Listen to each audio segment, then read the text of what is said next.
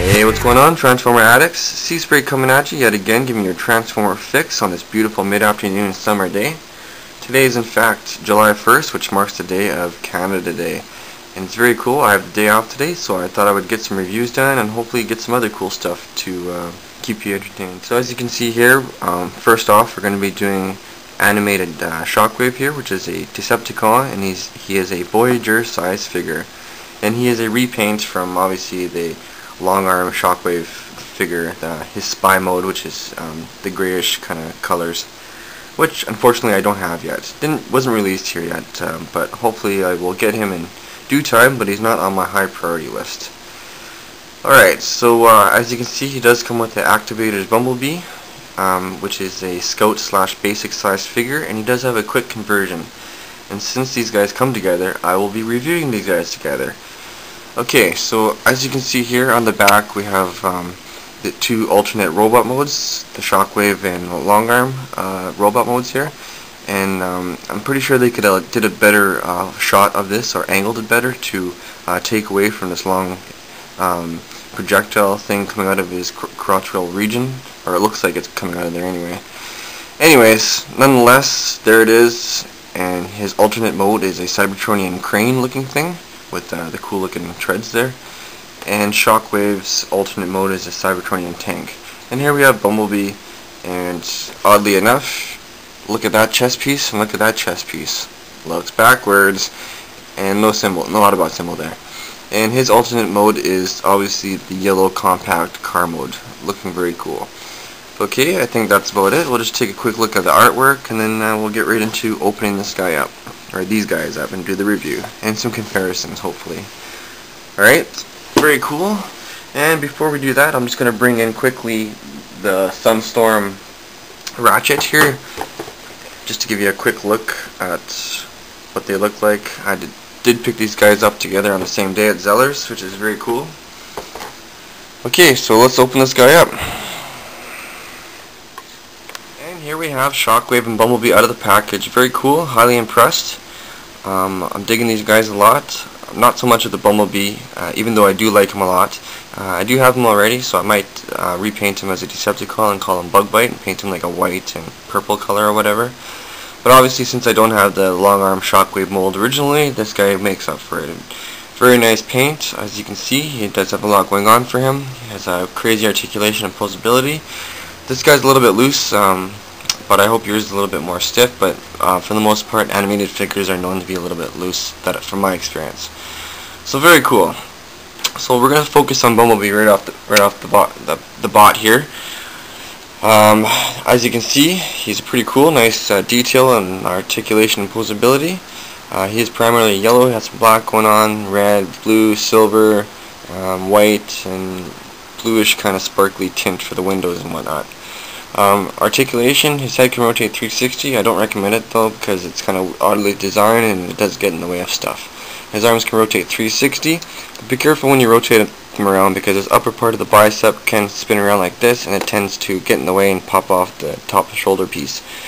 His hands are pretty cheesed out, and you can't see them on this side, but all their articulation makes up for it. As you can see, it moves in the upper bicep, in the elbow, and also in the wrist. Pretty cool.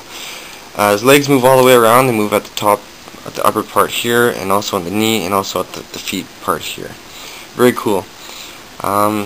So yeah, this is one of my more favorite Bumblebee incarnations in the Transformers series. It's pretty nice, pretty fun to transform, and it's pretty cool. Alright, so for transformation, you just want to start off by just taking this back piece here, which I like to do first off. Just pull it up. Next thing you can do is just pull the feet forward, and there's also a little peg and a little strip here, and you just want to kind of just position them and then make them go into their proper little holes there. And just be careful not to push the button here, because you have to reset everything. So just straighten out the arms and just kind of compact them, and compact car. Just put them in the side here, and then next thing you know, here you have it. Pretty cool. As you can see, all the car all the way around, which is very nice. It doesn't have like the bulkhead activator, has all the missing part in the back. So it's pretty cool. It does roll pretty good. Highly recommend this. Very nice. But since this review is mostly about Shockwave, we're going to get this guy out of here and talk about Shockwave. So Shockwave here, it does say on the package here for his galactic powers and abilities. He's an expert code breaker and thief. He enjoys blackmailing Autobots in positions of power. He stole his identity from an old historical files. Pretty cool. He does have four modes, like I showed you on the back of the package. He does have the 2 alternate robot modes. And right off the bat here, we have obviously his original Decepticon mode, which is the Shockwave. Very nice. Do a little 360. Doesn't have much on the back. It's kind of sad. You know, you just see lots of holes and whatnot. Would have been cool too if they kind of just made a little bit more detail on the back. But this is very nice. Has as you can see, a lot of purple, a little bit of white, red. Does have some silver detailing in the torso here. It's kind of purple sparkle tint to it too. It's very nice. That's about it. He has lots of nice little detail and little bolt rivets and whatnot. It's very nice. You can move all the way around. His head does not rotate at all, really, except for when you move it around to turn it into the long arm and whatnot. So his arms rotate 360. His elbows bend at the joint there. His hands are pretty cool. There's lots of articulation in there. Just be careful not to move that up. And move up and down. As you can see, that's the hand for a long arm. Very cool. In and out. It's very menacing looking. Very cool. Has the feet. They move in and out. Very nice. Okay, so this is Shockwave, and here we have Long Arm. Pretty cool. I did forget to, I had his arms down here as Shockwave, but his arms actually go up here, and then for Long Arm, you just want to take them and just pull them down for the Long Arm robot mode. Very cool. And to do the Long Arm, all I did was extend the torso piece upwards. I pushed the face in, I pulled down, which activated a kind of automorph tech style gimmick here, which I pulled the face out, and as you can see, he does have gold eyes. Very cool.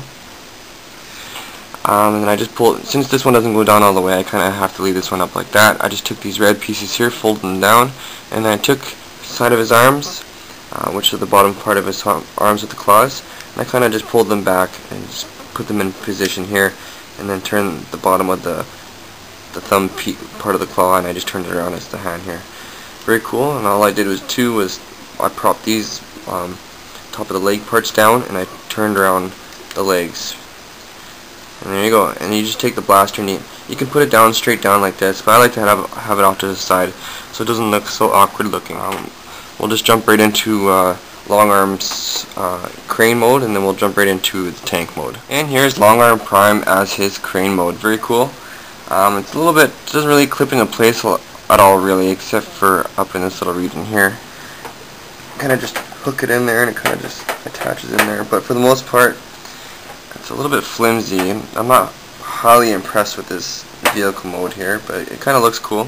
The turret here can rotate 360, and this can move up and down, and this, you can activate this and it's spring loaded, and that releases the cannon mode. It's pretty cool. Alright, tank mode here. You just want to start off by straightening out the treads,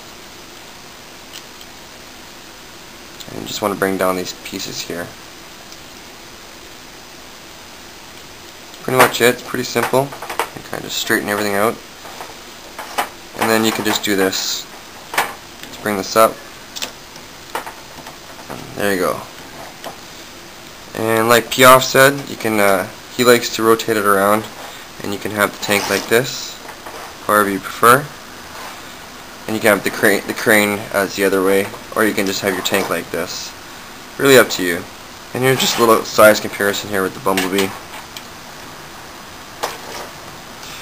For some reason, this guy kind of reminds me of Armada Galvatron. Just the way his shoulders and his tank mode and whatnot.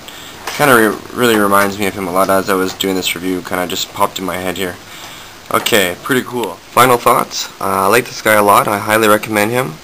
And obviously you can't have him without Bumblebee, so if you don't already have Bumblebee, it's a bonus for you.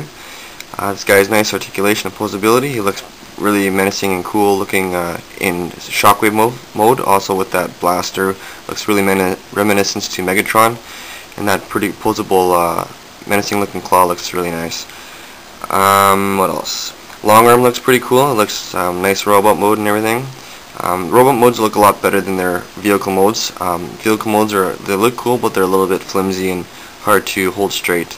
Kind of got me a little bit annoyed, just like Revenge of the Fallen Mudflap, or sorry, Skids. Alright, just a little cameo here by Swindle. Hope you like my review. Up next, we're going to be having animated Sunstorm and Ratchet. So thanks for watching. Please rate, comment, and do all that good stuff, and subscribe. Until next time, this is Seaspray coming at you.